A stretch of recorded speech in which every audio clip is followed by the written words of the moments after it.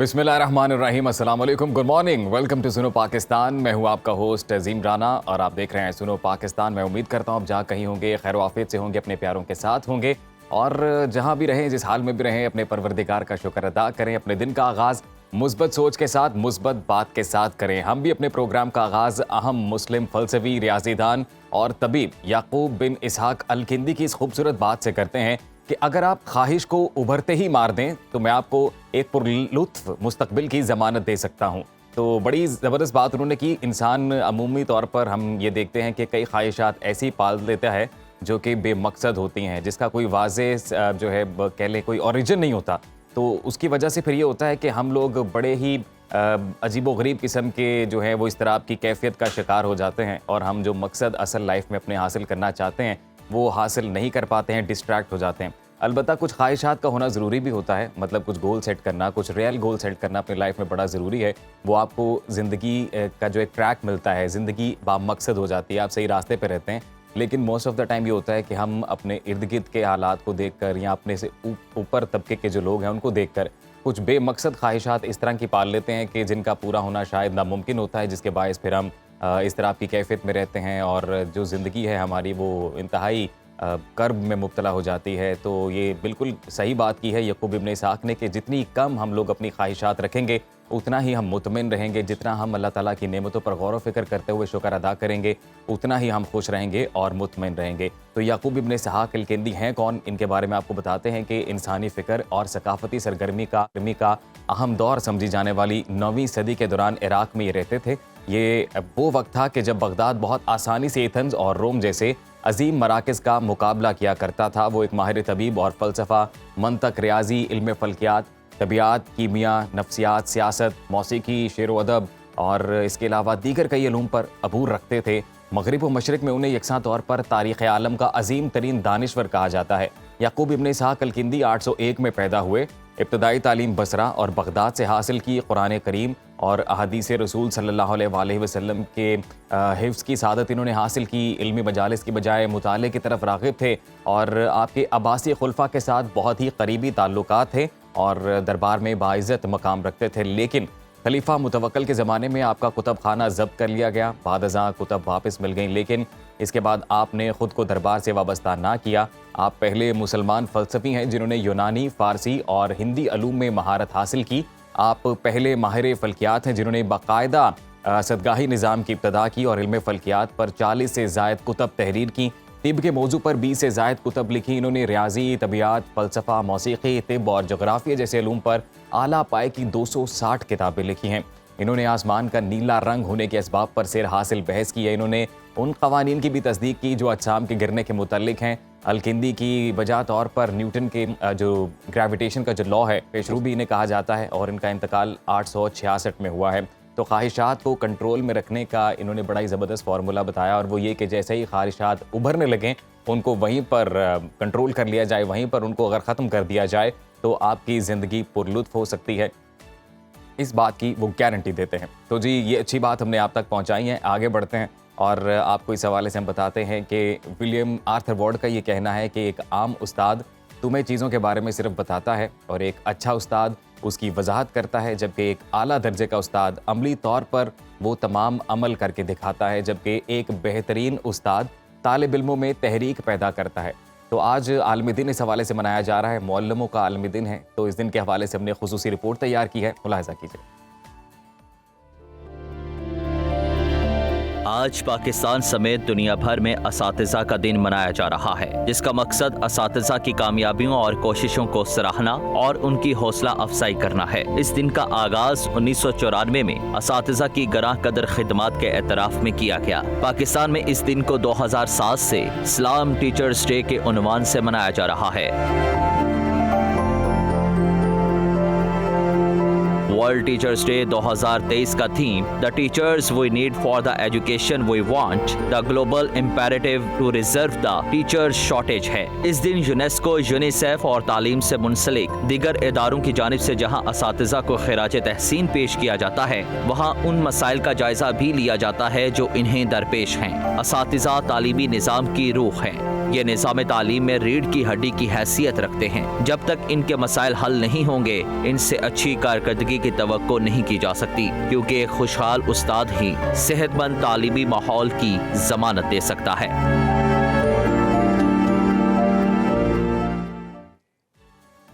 तो जी, world teachers day की मुनासिबत से हमने एक रिपोर्ट तैयार की और तमाम उस्ताज़ा इकराम जो भी अपनी फील्ड में अपने काम में सरगर्म हैं और अपनी ड्यूटी सर अंजाम दे रहे हैं, उनको हमारी तरफ से सैल्यूट, हमारी तरफ से सलाम। यकीनन एक कामयाब इंसान के पीछे एक अच्छा उस्ताद ही होता है और अच्छा उस्ताद मिलना भी बड़ी नेमत होती है। तो देयर इज़ नो डाउट कि वर्ल्ड टीचर्स डे की मुनासिबत से हम अपने तमाम उन उस्तादों को याद करें कि जिनकी बदौलत आज हम किसी ना किसी मकाम पर बैठे हुए हैं। तो सुनो पाकिस्तान और उसकी टीम की जानिब से दुनिया भर के जो उस्ताज़ा हैं, जो अपनी फील्ड में सरगर्म हैं और जो हर तरह की मुश्किलात का मुकाबला करते हुए अपने फ़राइज़ बखूबी सर अंजाम दे रहे हैं, उनको हमारी तरफ से एक स्पेशल ट्रिब्यूट, हमारी तरफ से एक ख़ास सलाम। तो जी, अब आगे बढ़ते हैं और आपको बताते हैं कि मुल्क की जो सियासी सूरत वो इस वक्त क्या रुख इख्तियार कर रही है। तहरीक इंसाफ की सियासत किस तरफ जा रही है, महंगाई का सुनामी किस किस को अपनी लपेट में ले रहा है, मुआशी सूरत हाल की बेहतरी के लिए क्या इक़दाम किए जा रहे हैं और खेलों के मैदान में क्या पेशरफ्त है, आलमी मंजरनामा क्या बता रहा है, इस पर एक नज़र डालते हैं। तहलका खेज इंकशाफात, सनसनी खेज दावे, गुमशुदा उस्मान डार अचानक मंजरेआम पर। 9 मई के वाकयात का जिम्मेदार चेयरमैन पीटीआई को करार दे दिया। साबिक रहनुमा का पीटीआई और सियासत छोड़ने का भी ऐलान। ट्रॉफी एक टीम है 10। दुनियाई क्रिकेट पर हुक्मरानी की जंग आज से शुरू। पहले मैच में 2019 के वर्ल्ड कप की फाइनलिस्ट इंग्लैंड और न्यूजीलैंड आपस में टकराएंगी। कौमी टीम कल नीदरलैंड से मुकाबला करेगी। इंतकाम नहीं खुशहाली, मज़ाहमत और मफाहमत में फंसी नून लीग को बिलाखिर निकलने का रास्ता मिल ही गया। मुस्लिम लीग नून मज़ाहमत छोड़कर मफाहमत के बयानिए पर राजी। शहबाज शरीफ की अवामी राबता मुहिम शुरू। मुल्क और मुआशी बेहतरी कमीशन, हुकूमती और अस्करी क़यादत ने गैर मुल्की सरमायाकारी के लिए सर जोड़ लिए। एपेक्स कमेटी के शुरका का दोस्त ममालिक से $25 अरब की सरमायाकारी लाने के लिए हालात साजगार बनाने पर जोर। अमरीका में सियासी हलचल अरूज पर। अमरीकी ऐवान नुमाइंदगान में तारीख रकम, स्पीकर के खिलाफ तहरीक दम-ए-एतमाद कामयाब। अमरीका में पहली बार केविन मैकार्थी मुद्दत पूरी किए बगैर घर चले गए। दरसगाहों के उस्ताद हकीकत में कौम की बुनियाद। दुनिया भर की तरह पाकिस्तान में भी असातिज़ा को खैराज तहसीन पेश करने का आलमी दिन। सुनो पाकिस्तान का कौम के ममारों को तहे दिल से सलाम। तो जी, टॉप स्टोरीज आपने मुलाहिजा की हैं और अब आज की जो अहम स्टोरी है उसकी जानिब बढ़ते हैं और आपको ये बताते हैं कि जैसे जैसे इलेक्शन का वक्त करीब आ रहा है, चेयरमैन पीटीआई और तहरीक इंसाफ की मुश्किलात में तेज़ी से इजाफा हो रहा है और केसेस फैसला कुन मरहले में बढ़ने लगे हैं। साबिक वज़ीर-ए-आज़म के खिलाफ इलेक्शन कमीशन में 3 केसेस की समाअत 10 अक्टूबर को होने जा रही है। तौहीन इलेक्शन कमीशन केस में चेयरमैन पीटीआई असद उमर और फवाद चौधरी के खिलाफ 11 अक्टूबर को फर्दे जुर्म लगाए जाने का इम्कान है। साइफर केस में भी कप्तान और नायब कप्तान को कसूरवार करार दिया जा रहा है, जबकि अडयाला जेल में समाअत शुरू हो चुकी है। गुज़िश्ता रोज़ पीटीआई के साबिक रहनुमा उस्मान डार अचानक मंजरेआम पर आए और 9 मई के वाकयात पर उन्होंने पर्दा उठा दिया। 9 मई के वाकयात से तहलका खेज इंकशाफात उनकी जानिब से किए गए सनसनी खेज दावे भी उन्होंने किए हैं। उन्होंने इसके अलावा जिन्ना हाउस हमले की जिम्मेदारी चेयरमैन पीटीआई और उनके करीबी साथियों पर डाल दी है। उस्मान डार ने तहरीक इंसाफ और सियासत छोड़ने का भी ऐलान कर दिया है। दूसरी जानिब नवाज शरीफ के इस्तकबाल की तैयारियां की जा रही हैं। लीगी सदर शहबाज शरीफ ने अवामी राबता मुहिम बाकायदा तौर पर शुरू कर दी है और धुआंधार खिताब किए जा रहे हैं। उधर मईशत की अगर बात करें तो मईशत की बेहतरी और गैर मुल्की सरमायाकारी लाने का मिशन भी जारी है।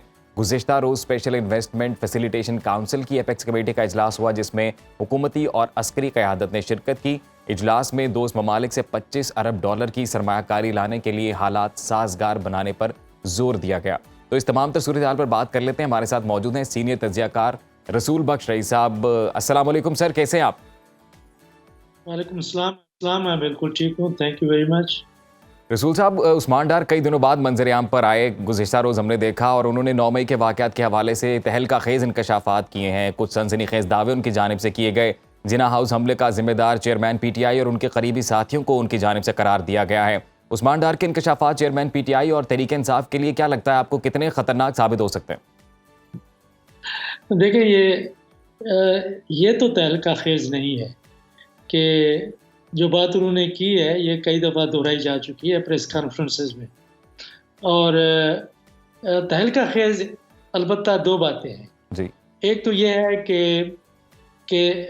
डार साहब ने ये बात कही और मीडिया में आके कही कि ऐसा हुआ है ज़मान पाक में, और ज़ाहिर है कि वहाँ पे मौजूद होंगे जी। और उसके यानी शायद होंगे। और दूसरा जो तल्ख़ा ख़ेज़ बात है वो ये है कि उन्होंने ये नहीं बताया कि 9 महीने वो कहाँ पे थे। अगर मैं उनसे इंटरव्यू करता तो मैं बड़ा तफ़सील से मेरा मकसद सिर्फ़ ये होता, मालूम करता कि 90 दिन आप कहाँ पे थे, किस जी। जगह पे थे और क्या करते रहे हैं, घर में कहाँ थे, किसी रिश्तेदार के पास थे तो कहाँ पे थे, मुल्क के अंदर थे, बाहर थे, इस दौरान में आपकी क्या कुछ करते रहे। तो ये चीज़ें पूछनी थी। ये जब नहीं पूछी गई तो ज़ाहिर है कि वो एक पूरा एक पैटर्न लगता है, उससे ज़्यादा नहीं। लेकिन मेरा ख़्याल ये है कि ऐसे लोगों का जिनके रसूल बारे बख्श में रही साहब, हमारा हमने देखा है कि उस्मान डार काफ़ी अरसे के बाद अचानक ही मंजर-ए-आम पर आए हैं, तो आपको क्या लगता है कि ये तो एक बड़ा बुनियादी सवाल था जो पूछा जाना चाहिए था, तो क्यों नहीं पूछा गया? मेरा ख़्याल है कि जो इस वक्त मुल्क के और मीडिया के हालात हैं, वो ऐसे हैं कि लोग समझते हैं कि उसके बारे में कुछ क़ियास आरायाँ कर सकते हैं, लेकिन खुल के बात नहीं कर सकते। इसलिए मेरे ख़्याल में बात नहीं की। रसूल बख्श रही साहब, अभी हम ये देख रहे हैं कि चेयरमैन पीटीआई से मुतल्लिक जितने भी केसेस इस वक्त जिनकी समाअत इस वक्त हो रही है, तेज़ी के साथ उसमें एक पेशरफ्त हो रही है, तो क्या देख रहे हैं अब आने वाले वक्त में साबिक वज़ीर आज़म के लिए मुश्किलात बढ़ती नज़र आती हैं? मेरे ख़्याल में जो इस वक्त पाकिस्तान का सियासी नक्शा है, वो एक मनसूबाबंदी के मुताबिक आगे बढ़ रहा है और इसमें कोई अचंभे की बात नहीं है, हैरानकुन बात नहीं है कि हमें पता है कि मुश्किलात ज्यों की त्यों हैं और इससे और क्या हो सकता है कि वो जेल के अंदर हैं और उनके जो करीबी लोग हैं, जो अभी तक प्रेस कॉन्फ्रेंसेस नहीं कर रहे, तो वो अभी तक वो बाहर निकलते हैं तो उनके खिलाफ एक और मुकदमा बन जाता है, फिर कोई ज़मानत होती है तो और मुकदमा बन जाता है। तो ये हमारी तारीख़ का एक ऐसा बाब है जिसका मुताला करना सबके लिए ज़रूरी है, आँखों से देखना ज़रूरी है और गवाह रहना बड़ा ज़रूरी है। कि बाकी क्या होता है उसके बारे में तो हम कुछ नहीं कह सकते, एक तारीख़ का दायरा है, चल रहा है। लेकिन जो मुश्किलात हैं, बिल्कुल मैं आपसे इत्तेफ़ाक़ करता हूँ कि अगर आपका ख़्याल यही है कि उनके लिए मुश्किलात बढ़ रही हैं और अगर आप ये कह सकते हैं तो मेरी आवाज़ भी उसमें शामिल कर लें कि मुश्किलात उनकी बढ़ रही हैं। हम तो रसूल बख्श रही साहब, हम तो सवाल कर रहे हैं, आम आवाम जानना चाहती है, सीनियर तज्ज़ियाकार हैं आप जैसे जो मुफ़क्किर हैं जिनकी सियासत पर नज़र रहती है, उनकी राय बड़ी मानी रखती है सर। हम तो बस ये पूछ रहे हैं कि जो सूरत हाल चल रही है उसको देख के क्या ये प्रेडिक्शन की जाती है कि सिचुएशन जो है वो उनके हक़ में नहीं जाएगी? बहरहाल नवाज़ शरीफ की वापसी से मुतल्लिक भी एक अहम सवाल है सर, लेकिन उससे पहले एक चेयरमैन पीटीआई से मुतल्लिक ही एक आखिरी सवाल, और वो ये कि क्या वो इंतख़ाबात में आपको हिस्सा लेते नज़र आते हैं? और अगर वो हिस्सा लेते नज़र आते हैं तो क्या वो बल्ले के निशान पर ही इलेक्शन लड़ेंगे? वो बिल्कुल लड़ेंगे, बल्ले के निशान पे लड़ेंगे। इलेक्शन मेरे ख़्याल में ज़रूर लड़ेंगे। अगर वो इलेक्शन नहीं लड़ते तो इसका मतलब ये है कि उन्होंने कहीं पे समझौता कर लिया है। अगर समझौता उन्होंने नहीं किया और अपने मौक़िफ़ के ऊपर वो डटे हुए हैं तो वो इलेक्शन ज़रूर लड़ेंगे। बाकी क्या उनको बल्ले का निशान मिलता है या नहीं मिलता है, ये हम देखेंगे। उनके ख़िलाफ़ जो कार्रवाइयाँ हो रही हैं और जो सूरत हाल इलेक्शन कमीशन ऑफ पाकिस्तान की है, तो ज़ाहिर है कि वो सिर्फ़ ये नहीं है कि उसको अंदर रखना चाहते हैं, बल्कि ये भी कोशिश है कि उसके बल्ले का निशान जो लोगों में काफ़ी मकबूल रहा है माज़ी में, और वो लोग जो उसके कारकुन थे, अगर उनको उनसे दूर कर दिया जाए और उनको अंदर रखा जाए तो ग़ालिबन मियाँ साहब के लिए और ज़रदारी साहब के लिए हालात ज़्यादा साज़गार होंगे। देखते हैं कि क्या होता है, लेकिन ये है कि अगर उनको मौका मिला, मैदान बेशक नाहमवार भी हो, दुनिया तो देखेगी कि हमवार है या नहीं है। जी। अगर उनके मुताबिक, मेरा अपना ख़्याल ये है कि जो हालात जा रहे हैं, तो हालात उसमें हमवार किए जाएँगे। तो अगर उनके लिए हमवार होती हैं और उनको मौका मिलता है, तो वो इंतख़ाबात में ज़रूर हिस्सा लेंगे।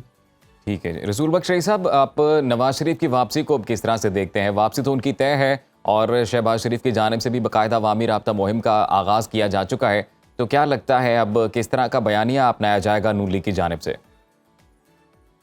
देखिए वो बयानिया, एक तो होता है ना बात क्या कहते हैं, दूसरा बात ये है कि उसका असर क्या होता है, जी। उसमें गहराई कितना है, उसमें सच्चाई कितना है, सदाकत कितना है, उसमें जो आप माज़ी में जो कुछ करते रहे हैं उससे उसका रब्त क्या है, ताल्लुक क्या है, ये चीज़ें देखनी होती हैं। वो अभी तक मेरे ख़्याल में पार्टी के अंदर गो-मगो की कैफ़ियत है कि बयानिया क्या होना चाहिए, कि कभी वो कहते हैं कि तरक्की के लिए आ रहे हैं और कोई इंतकाम नहीं लिया जाएगा, तो किसके इंतकाम लिया जाएगा? तो वो 1-2 हफ्ते पहले की बात है कि उन्होंने क्या कहा था जनरल बाजवा के बारे में और जनरल फैज़ हमीद साहब के बारे में, क्या बातें कही थी। फिर यहाँ से लोग दौड़े वहाँ पे गए कि मियाँ साहब क्या कर रहे हैं, मियाँ साहब क्या कर रहे हैं? तो ये पार्टी के अंदर एक कशमकश है, ये बड़ी कशमकश नहीं, लेकिन मैं समझता हूँ कि ये जो नून लीग है, ये नवाज़ शरीफ की है। तो जो कुछ नवाज़ शरीफ कहेंगे वो बयानिया भी वही होगा और लोग भी उसके साथ हैं। उनके आने से पार्टी में जान ज़रूर पड़ेगी। रसूल बख्श शाही साहब, होगी। अभी आपने बोला कि नून लीग नवाज शरीफ साहब की है और बयानिया भी उन्हीं का चलेगा, तो आपको क्या लगता है, जैसे अभी आपने हवाला दिया कि कुछ लोग यहाँ से फौरी तौर पर वापस गए और उन्हें समझाया बुझाया कि मफाहमती बयानिया होना चाहिए, तो क्या वो बात मान ली गई है? अभी तो खामोश है मियाँ साहब, लेकिन मियाँ साहब के बारे में कुछ कह नहीं सकते। वो ज़ाहिर है कि अब तकरीबन उनको होने वाले हैं कि 35 साल पाकिस्तान की सियासत में, या इससे कहीं ज़्यादा, इतना साल हो गए हैं उनको सियासत में। वो पाकिस्तान के हालात को समझते हैं और अगरचे वो लंदन में बैठे हुए हैं, वो वहाँ से बैठ के सियासत करते रहे हैं, हर एक के बारे में मालूम है। जो उनके पास इत्तलात हैं वो सहाफ़ियों के पास नहीं, मेरे पास नहीं, मेरे ख़्याल में इतना सियासतदानों के पास भी नहीं है। उनके राब्ते हर जगह के ऊपर हैं, तो वो फिर हर चीज़ को देख के अगर वो आते हैं तो वो बात कहेंगे और एक तदब्बर से और एक समझदारी से मेरे ख़्याल में वो बात करेंगे। अगर वो बात ये भी करते हैं कि जी हमने उसको देख लेना है, उसको देख लेना है, तो वो भी एक बयानिए का हिस्सा है। और उसमें ये कहना कि ये बिल्कुल ऐसे फ़ुज़ूल बातें कर रहे हैं, ऐसी बात नहीं है। वो सियासत को देख के और अपनी इस पार्टी के और अपने मफादात को देख के वो बात करेंगे। उस जहाँ तक उनके तजर्बे का ताल्लुक है और पाकिस्तान में जो इंट्रा एलीट नेटवर्क मौजूद है पाकिस्तान के अंदर, जो सियासी घराने हैं उनके अंदर एक रब्त का ताल्लुक है, उनके ताल्लुकात बहुत गहरे हैं। रसूल बख्श शाही साहब, हुकूमत और अस्करी क़यादत मुल्क की बेहतरी के लिए मुतहरिक है। 2 दिन पहले इनकलाबी फैसले किए गए हैं। गुज़िश्ता रोज़ भी गैर मुल्की सरमायाकारी लाने के लिए हालात साजगार बनाने पर जोर दिया गया है। तो हालिया इनकलाबी फैसले मुल्क की बेहतरी के लिए कितने कारगर साबित होंगे? सर, इस बारे में भी आपका कमेंट।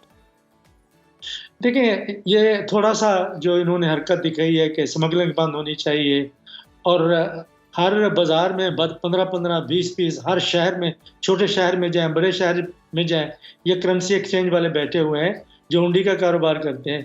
तो ये पहले हमारे ये कस्टम्स के लोग, इनकम टैक्स के लोग, पुलिस के लोग, इंतज़ामिया के लोग, ये पहले मौजूद नहीं थे। इनको मुतहर्रिक करना चाहिए। अब इनके ऊपर थोड़ा-सा दबाव जो है वो हमारी जो अस्करी क़यादत है उसकी तरफ से आया है और वो काम कर रहा है। देखा है आपने कि रुपए की जो वैल्यू है वो बढ़ी है। जी, जी। और स्मगलिंग को बंद होना चाहिए। और जो कह रहे हैं, अगर इसके ऊपर आप यकीन कर लें कि कम से कम 1 ट्रिलियन, 1 खरब रुपए का हमें नुकसान हो रहा है जो अफगानिस्तान के साथ तिजारत है। वो चीज़ें वहाँ मंगवाते हैं और फिर वहाँ जाती नहीं है, यहाँ वेयर हाउसेस में बंद हो जाती हैं। ये तो क्या उसमें कस्टम्स के लोग मुलविस नहीं है? क्या उसमें ये स्मगलिंग जो है ईरान से जो तेल की हो रही है और पंजाब के, जनूबी पंजाब के हर शहर में पहुँच रही है, तो ये क्या ये जो लोग सरहदों पे बैठे हुए हैं या वहाँ पे कस्टम्स के लोग हैं या सियासतदान है, क्या उनको मालूम नहीं? इन चीज़ों को ख़त्म करना चाहिए। लेकिन सबसे बड़ी बात ये है कि उनको ये फैसले करने चाहिए कि ये जो बिजली की तकसीमकार कंपनियां हैं, इनको मुकम्मल तौर पर इनको निजकारी इनकी करनी चाहिए कि आप लोगों को ख्वार होता देख रही हैं और इतना ज़्यादा बिजली चोरी हो रही है कि आप खैबर पख्तूनख्वा को देखें, बलूचिस्तान को देखें, क्वेटा को देखें कि क्वेटा का सिर्फ जो खसारा है, इसका क्वेटा की जो कंपनी है वो कोई तकरीबन 90 अरब रुपए का है। कहाँ जा रहा है? तो ये जी आखिर को बिल्कुल, और खाने वाला बाब एक इख्तियार बंदा को इस तो नहीं तमाम है सूरत कि हाल पर 90 गौर करना चाहिए और यकीनन खातिर खा इक़दामात इसके लिए किए जाने चाहिए। रसूल बख्श रईसा, बहुत शुक्रिया आपके वक्त का। आपने सुनो पाकिस्तान का आला और ओवरऑल जो पॉलिटिकल सिचुएशन है उस पर अपना तज्ज़िया पेश किया। तो नाज़रीन, आप कहीं मत जाइएगा, अभी कुछ इंटरेस्टिंग सेगमेंट्स बाकी हैं, दिलचस्प मालूमात आपके साथ मज़ीद भी शेयर करेंगे। एक ब्रेक के बाद आप देखते रहिए सुनो पाकिस्तान।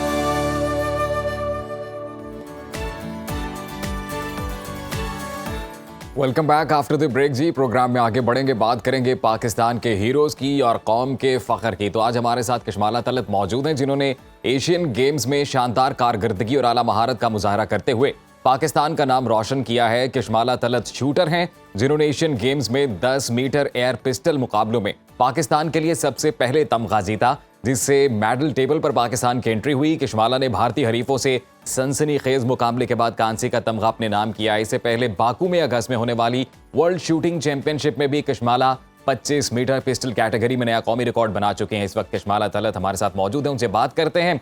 कैसी हैं कशमाला आप? Welcome to Suno Pakistan. आपसे ये जानना चाहता हूँ मैं, सबसे पहले तो आपको बहुत बहुत मुबारक, आपने शूटिंग में पाकिस्तान के लिए सबसे पहला मेडल जीता है, जिससे पॉइंट टेबल पे पाकिस्तान की एंट्री हुई है। इस गैर मामूली कारनामे पर आप क्या कहेंगे? Thank you so much for inviting me on the show. मेरे लिए बहुत एजाज़ की बात है कि मैंने पाकिस्तान के लिए मेडल जीता, और ये एक मेहनत जो है मेरी पे ऑफ हुई है। मैं अल्लाह का बहुत शुक्र करती हूँ इस चीज़ पे। कशमाला, अब फीलिंग कैसी आती है, पहले ये बताएं, जब आपने फर्स्ट टाइम ये मेडल जीता और जो मेडल टेबल है, जो पॉइंट्स टेबल है, उस पर पाकिस्तान की एंट्री हुई और पाकिस्तान को जब आप इंटरनेशनल अरीना पे प्रेजेंट करते हैं, तो वो वाइब क्या होती है, वो ज़रा बताइए हमारे नाज़रीन को। बिल्कुल, वो एक ऐसी वाइब होती है कि आप उनको लफ्ज़ों में बयान नहीं कर सकते। बिल्कुल उम्मीद ये थी कि अपनी जो प्रैक्टिस है उसको हम लोग वहाँ पे दें, और उस उम्मीद थी कि हम लोग मेडल के लिए फ़ाइट करेंगे। अच्छा, ये बताइए कशमाला, जब आप तैयारी कर रही थी तो आपके जहन में था, मतलब लाइक आपने टारगेट सेट कर लिया था कि भाई ये मेडल तो मैंने अपने नाम करना ही है? ऐसा होता ये है कि टॉप 8 में क्वालिफ़िकेशन के बाद आपने दोबारा फ़ाइट करनी होती है, तो उस टाइम ये था कि बस अपना बेस्ट देना है। उस टाइम मेडल का नहीं था, लेकिन वो टाइम टू टाइम डिस्क्वालिफ़िकेशन होती गई, शूटर्स उससे लीग से बाहर होते गए, और फिर जैसे ही मेडल टैली का वो हुआ तो ब्रॉन्ज़ के लिए 0.3 था, 0.3 से ब्रॉन्ज़ आया है, और वो एक उस टाइम तो अनबिलीवेबल था कि मैं पोडियम तक पहुंच रही हूँ। अनबिलीवेबल था। अच्छा कशमाला, अपने जर्नी के बारे में आप थोड़ा बताइएगा, लाइक आपने स्कूलिंग कहाँ से की और कब आपने ये सोचा कि मुझे पिस्टल शूटिंग की तरफ जाना है? बिल्कुल, मेरी स्कूलिंग APS से हुई हुई है, और हम लोग जेलम पोस्टेड थे जब मैं इनिशियली हाई स्कूल में थी। तो उसमें ये था कि वहाँ पे ट्रेनिंग होती है, इसकी एक प्रॉपर बना हुआ है, यूनिट बनी हुई है। हम वहाँ पे, मैंने शौकिया तौर पे 2015 में स्टार्ट किया था। फिर पहला मेडल ब्रॉन्ज़, उसके बाद ऐसे ही हॉबी के साथ साथ वो मेडल आते गए और सब कुछ चलता गया। फिर मुझे चीज़ें समझ आने लगी। 2018 से प्रोफेशनली स्टार्ट किया। 2019 में सैफ गेम में एक ब्रेक थ्रू मिला, उसमें टीम सिल्वर और 4th पोजीशन थी मेरी। तो उससे फिर ये हुआ, फिर उसके बाद हमारे ही शूटर्स के ओलंपिक कोटाज आए। उससे हमें और इंस्पिरेशन मिली कि हम लोग भी इंटरनेशनल लेवल पे परफॉर्म कर सकते हैं और अच्छे तरीके से परफॉर्म कर सकते हैं। फिर वही चीज़ें हमने प्रैक्टिस में स्टार्ट की। उसके बाद IOC स्कॉलरशिप मिल गई। फिर ओवरऑल मैं 25 टाइम गोल्ड मेडलिस्ट हूँ, 15 टाइम सिल्वर मेडलिस्ट हूँ, 10 टाइम ब्रॉन्ज मेडलिस्ट हूँ। उसके साथ हम मेरे 15 नेशनल रिकॉर्ड्स हैं और सिल्वर मेडलिस्ट से कशमाला, वैसे अनडाउटेडली आपकी बेहतरीन परफॉर्मेंस थ्रू आउट अब तक अपने करियर में रही है, इतने मेडल्स आपने जीते हैं, तो फैमिली का क्या रिएक्शन आता है, कैसा रद्दमल होता है पेरेंट्स का बिलखसूस? बिल्कुल, मेरी मदर को बहुत शौक़ था शूटिंग का, उनकी फुल सपोर्ट रही है। वो बहुत खुश, हमेशा से सपोर्टिव, फाइनेंशियली, मोरली, इमोशनली, हर तरीके से उनकी सपोर्ट रही है। और वो हमेशा से मेरी बैक पे खड़े रहे हैं कि मैं अच्छा परफॉर्म करूं। अच्छा किश्माला, यूजुअली ख़वातीन इस तरह के खेल नहीं खेलती हैं, ज़रा और तरह की स्पोर्ट्स होती हैं जो ख़वातीन जिनमें ज़्यादातर पार्टिसिपेट करती हैं। तो पिस्टल शूटिंग का एक तो आपने थोड़ा सा अनयूजुअल डिसीजन लिया, उसके बाद ये बताइएगा कि जो आपका अपना सर्कल था विद इन फ्रेंड्स, आपको कैसा फील होता था? थोड़ा फ्लेक्स करती थी आप कि भाई मैं गन चलाती हूँ? इसी तरह है कि फ्रेंड लड़कियों का थोड़ा सा स्पोर्ट्स अलहदा होता है, लेकिन जैसे मैंने बताया कि जेलम में तो वो मेरा उस टाइम पे जो फ्रेंड सर्कल था वो भी शूटिंग से ही था, तो इस वजह से काफ़ी सपोर्ट रही है उनकी, और उन लोगों ने भी वो लोग भी चेयर अप करते रहे, बकअप करते रहे। मेरे अपने टीममेट्स, मेरे अपने दोस्त सारे बहुत से दोस्त ऐसे हैं जो शूटर्स हैं। अच्छा ठीक है ठीक है। किश्माला, अब ये बताइएगा स्पोर्ट्स के बारे में थोड़ा बताइएगा, क्या ये महंगा खेल है और इसके लिए कितनी देर प्रैक्टिस करना पड़ती है? आपने कितनी देर प्रैक्टिस की? बिल्कुल, ये एक एक्सपेंसिव खेल है और इसमें यह है कि डिफरेंट रेंजेस हैं और उसमें different type of pistols use होती हैं। जिस तरह 10 मीटर रेंज पे हम एयर पिस्टल यूज़ करते हैं, वो एक डेलिकेट प्रिसाइज किस्म का रेंज और उसमें शूटिंग है। हम 10 मीटर के उसमें शॉट फायर करते हैं और उसमें आपको जैसे प्रिसीजन बहुत चाहिए होती है, तो उसके लिए मैक्सिमम 7 to 8 आवर्स प्रैक्टिस मेरी रही है। उसके अलावा 25 मीटर स्पोर्ट्स पिस्टल है, वो .22 कैलिबर आ जाती है। उसमें थोड़ा सा प्रिसीजन भी है, रैपिड भी है, तो उसमें यह है कि उसमें भी उतनी ही मेहनत की ज़रूरत होती है जितनी 10 मीटर पे होती है, और दिन में मैक्सिमम 10 to 12 आवर ट्रेनिंग मेरी रहती है। अच्छा किश्माला, आपने मैनेज कैसे किया? मतलब ऑब्वियसली साथ पढ़ाई भी चल रही होगी और फिर घर से पढ़ाई का एक अलग प्रेशर होता है कि आपने अच्छे नंबर भी लेने हैं, और आप जितना बता रही हैं कि इतने घंटे मतलब ऑलमोस्ट 10 आवर्स आपको चाहिए प्रैक्टिस के लिए, तो किस तरह से मैनेज करती थी? रूटीन क्या होती थी? एक्चुअली जो मेरा मोबाइल का टाइम होता था और दूसरी गेम्स का टाइम होता था, वो मैं शूटिंग को दे देती थी। अभी मैं BS मैथ्स कॉम कर रही हूँ नमल से और मैं लास्ट सेमेस्टर स्टूडेंट हूँ, तो वो कंटिन्यू रहा है। सेमेस्टर ब्रेक आई तो ट्रेनिंग के लिए चले गए, जो फ्री टाइम आया उसमें ट्रेनिंग कर ली, फ़िज़िकल ट्रेनिंग कर ली, मेंटली ट्रेनिंग कर ली, तो ये सारी चीज़ें साथ साथ रखी हैं। तो कोशिश की है कि दोनों चीज़ें साथ साथ चलती रहें, और उसमें यूनिवर्सिटी स्कूल्स का भी सपोर्ट रहा है और घर वालों का भी बहुत सपोर्ट रहा है। किश्माला, जाते जाते एक मैसेज हम आपसे लेना चाहते हैं उन लोगों, वो तमाम लोग जो इस वक्त आपको देख रहे हैं, बिलखसूस वो ख़वातीन जो आगे आना चाहती हैं और वो गन शूटिंग में आगे आना चाहती हैं, उनको क्या मैसेज आपके लिए, और नेक्स्ट आपका गोल क्या है? उनके लिए मैसेज ये है कि आप बिल्कुल कर सकते हैं। ये आपकी विल पावर होनी चाहिए। अगर आप होप करते हैं कि हाँ हम कर सकते हैं, तो बिल्कुल कर सकते हैं। आपके पास आप बस एक हिम्मत की ज़रूरत होती है, आप कोशिश की ज़रूरत होती है, रास्ते खुद ब खुद खुलते जाते हैं। और मैं उम्मीद करती हूँ कि वुमेन इंस्पायर होंगी, वुमेन एम्पावरमेंट आएगी इस चीज़ से, और लड़कियाँ बढ़ चढ़ के स्पोर्ट्स की तरफ आएंगी, और एथलीट्स को भी उतनी ही रिस्पेक्ट मिलनी चाहिए जितनी बाकी शोबों में मिलती है। और हमारे अवाम को भी उनका वो अपना खून पसीना बहाते हैं, तो उनको रिस्पेक्ट देनी चाहिए। बिल्कुल रिस्पेक्ट देनी चाहिए। किश्माला, आपको भी बहुत बहुत मुबारकबाद और हमारी तरफ से बेस्ट ऑफ लक। आप जो भी अपना फ्यूचर गोल्स आपने सेट किए हैं उसके लिए आपको बेस्ट विशेस कि आप उसमें कामयाबी हासिल करें, और आप ही यकीनन आप जैसे लोग ही पाकिस्तान का असल चेहरा है। बहुत शुक्रिया, आपने सुनो पाकिस्तान के लिए वक्त निकाला, और हम तो कोशिश करते हैं कि मुल्क भर का टैलेंट अपने प्रोग्राम में लेके आएँ और आप सबसे उनका इंट्रो करवाएं।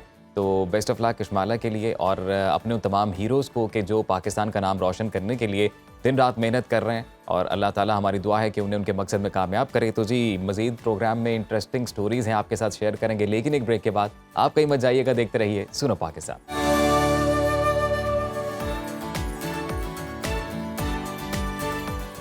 Welcome back after the break. नाज़रीन, आपको बताएं कि पाकिस्तानी ड्रामा इंडस्ट्री का वैसे तो कोई सानी नहीं है, और यकीनन हर घर में ही मेरे ख्याल से पाकिस्तानी जो ड्रामाज़ हैं बड़े ही शौक़ से देखे जाते हैं। और मैं ख़ुद अपने बचपन से अपने घर वालों के साथ बैठ के रोज़ाना, अभी भी वक्त को याद है कि शाम के टाइम 9 बजे का ख़बरनामा, उससे पहले कुछ ड्रामाज़ लगते थे और फिर ख़बरनामे के बाद कुछ ड्रामाज़ लगते थे। तो पाकिस्तानी ड्रामा इंडस्ट्री का नो डाउट कोई सानी नहीं, और फिर हमसाया ममालिक में भी ये ड्रामे बड़े शौक़ से देखे जाते हैं, और फिर इन ड्रामों की बदौलत ही हमारे जो कई पाकिस्तानी एक्टर्स हैं जिन्होंने जाकर वहाँ पर भी काम किया और यहाँ पर भी नो डाउट वो फेमस हैं।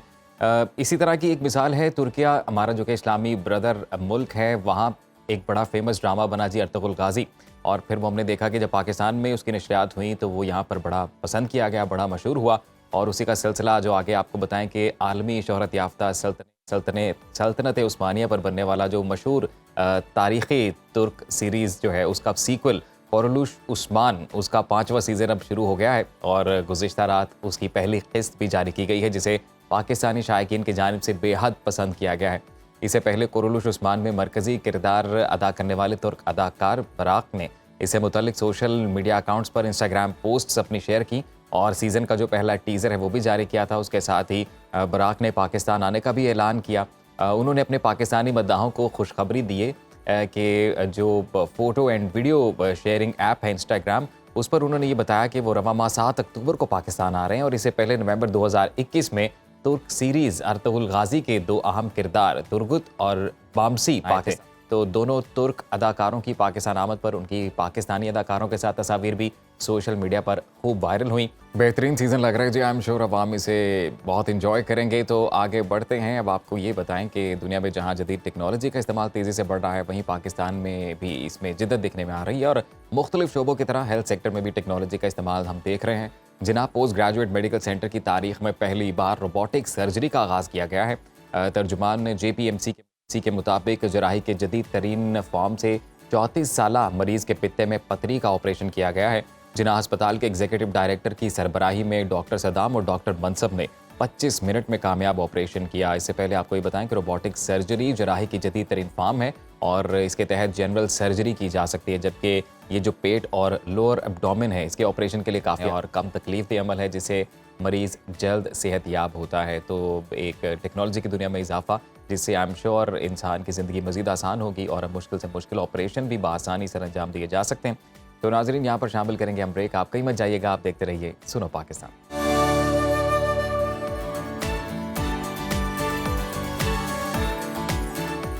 Welcome back after the break. जी, बात करेंगे क्रिकेट की। क्रिकेट वर्ल्ड कप का आगाज़ आज से भारत में हो रहा है। इस मेगा इवेंट में 10 टीमें शिरकत कर रही हैं। इफ्तिताही मैच 2019 की फाइनलिस्ट टीमें इंग्लैंड और न्यूजीलैंड के माबैन आज अहमदाबाद में खेला जाएगा, जबकि वर्ल्ड कप का फाइनल 19 नवंबर को होगा। 4 टीमें सेमीफाइनल के लिए क्वालिफाई करेंगी। पहले और चौथे नंबर पर आने वाली टीमें पहला सेमीफाइनल 15 नवंबर को मुंबई में खेलेंगी, जबकि दूसरी और तीसरी टीमें दूसरे सेमीफाइनल में 16 नवंबर को कोलकाता में मद्दे मुकाबिल होंगी। अगर हम पाकिस्तान की बात करें तो सेमीफाइनल के लिए क्वालिफाई अगर करता है पाकिस्तान तो वो कोलकाता में मैच खेलेगा, और अगर इंडिया क्वालिफाई करता है तो वो मुंबई में खेलेगा। अगर दोनों टीमें सेमीफाइनल में टकराती हैं तो मैच कोलकाता में खेला जाएगा। वर्ल्ड कप में पाकिस्तान का बाकायदा पहला मुकाबला नीदरलैंड से कल हैदराबाद में होगा। कौमी टीम मेगा इवेंट में अपना दूसरा मैच श्रीलंका के खिलाफ 10 अक्टूबर को हैदराबाद में ही खेलेगी। पाकिस्तान तीसरा मैच भारत के खिलाफ 14 अक्टूबर को अहमदाबाद में खेलेगा। कौमी टीम चौथा मैच ऑस्ट्रेलिया के खिलाफ बेंगलुरु में 20 अक्टूबर को खेलेगी, जबकि 5वें मैच में अफगानिस्तान से मुकाबला 23 अक्टूबर को चेन्नई में होगा। पाकिस्तान क्रिकेट टीम छठा मैच भी इसी स्टेडियम में जनूबी अफ्रीका के खिलाफ 27 अक्टूबर को खेलेगी। पाकिस्तान टीम 7वां मैच बांग्लादेश के खिलाफ 30 अक्टूबर को कोलकाता में खेलेगी। ग्रीन शर्ट्स का 8वां मैच न्यूजीलैंड के खिलाफ बेंगलुरु में 4 नवंबर को शेड्यूल है। पाकिस्तान क्रिकेट टीम का 9वां मैच इंग्लैंड के खिलाफ 11 नवंबर को ईडन गार्डन्स में शेड्यूल है। तो इससे पहले कि हम मजीद डिटेल्स में भी जाएं, हम बात करते हैं। हमारे साथ स्पोर्ट्स जर्नलिस्ट इस वक्त सुनो पाकिस्तान के सेट पर मौजूद हैं। सनाउल्लाह, कैसे आप? अल्हम्दुलिल्लाह बिल्कुल ठीक, आप कैसे हैं? आई एम गुड। सनाउल्लाह, एक्साइटेड है आप? वर्ल्ड कप का सीज़न है और जब स्पोर्ट्स से आपका ताल्लुक हो तो फिर ऑब्वियसली स्पोर्ट्स बीट जो कर रहे होते हैं जर्नलिस्ट, उनका तो स्पेशल वो इंतजार कर रहे होते हैं कि कब पम्प्ड अप होते हैं। एग्जैक्टली, तो कैसी फीलिंग है अभी? ऑफ कोर्स बहुत एक्साइटेड हैं। 50 ओवर्स का वर्ल्ड कप है और खास बात की इंडिया के अंदर वर्ल्ड कप हो रहा है और इंडिया के अंदर वर्ल्ड कप एक खास मानी रख रहा होता है, खासकर पाकिस्तान के लिए और ऑफ कोर्स इंडिया के लिए भी। और पाकिस्तान टीम अगर एशिया कप से पहले देखें तो हम बड़ी वर्ल्ड चैंपियन टीम कंसिडर कर रहे थे, अगरचे एशिया कप में थोड़ा क्लैप्स हुआ, बट मुझे लगता है कि अभी वर्ल्ड कप के अंदर पाकिस्तान को सिर्फ एक बड़ी जीत चाहिए। और टीम एग्जैक्टली टीमें वही होती हैं, सभी टीमें आप उठा के देख लें 19-20 टीमें हैं, 19-20 मीन के कुछ ज़्यादा फर्क नहीं है। सही। तो किसी एक को बस थोड़ी सी निक मिलनी है। अगर पाकिस्तान टीम को अगर इंडिया के खिलाफ मैच में जीत मिल जाती है, फॉर एग्जाम्पल मैं वो देख रहा हूँ, वो मैच बहुत इंपॉर्टेंट है। अगर हम लोग इस पे डिटेल में बात करेंगे ऑब्वियसली पाकिस्तान की परफॉर्मेंस पे और इंडिया के साथ किस तरह से मुकाबला होगा, उससे पहले थोड़ा सा अरेंजमेंट्स की अगर हम बात कर लें, स्पेशली BCCI ने उनकी जानिब से जो हरकत की जा रही हैं, दो सवालात हैं। एक तो वर्ल्ड कप को ओवरऑल लेकर किस तरह के अरेंजमेंट्स हैं, आर यू सेटिस्फाइड, या जो स्पोर्ट्स से ताल्लुक़ रख रहे हैं लोग वो सेटिस्फाइड है उन अरेंजमेंट से? और दूसरा सवाल मेरा ये कि जो उनकी जानिब से एक बायस्ड रवैया बिलखसूस पाकिस्तान को लेकर, जो वीज़ा नहीं दिए जा रहे थे। देखें, वही आपने जो दूसरी बात की है एग्जैक्टली वो मैटर ज़्यादा कर रहा है कि पाकिस्तान को लेके उनकी थोड़ी सी जो पॉलिसी है वो चेंज है, क्योंकि कोई भी पाकिस्तानी जर्नलिस्ट आपको एट द मोमेंट अभी जब हम बात कर रहे हैं कोई आपको ये नहीं कहेगा कि वी आर सेटिस्फाइड, बिकॉज सबका काम डिले हुआ है, इवन के एक्रेडिटेशन भी सबके बहुत लेट हुए हैं। तो जो वीज़े के हवाले से है अभी तक किसी को कुछ नहीं पता कि वो वीज़ा अप्लाई कब कर सकते हैं। अच्छा। और एग्जैक्टली अभी ये भी नहीं पता कि वीज़ा अप्लाई वो कब कर सकते हैं। और मुझे याद है कि जब वर्ल्ड कप शुरू होने से लाइक 1-1.5 माह पहले जब आईसीसी के बड़े पाकिस्तान क्रिकेट बोर्ड का विजिट किया, जब नजम सेठी सब चेयरमैन थे, तो उस वक्त उन्होंने यकीन दहानी कराई थी कि हम जर्नलिस्ट को, क्रिकेटर्स को और फैंस को वीज़े देंगे।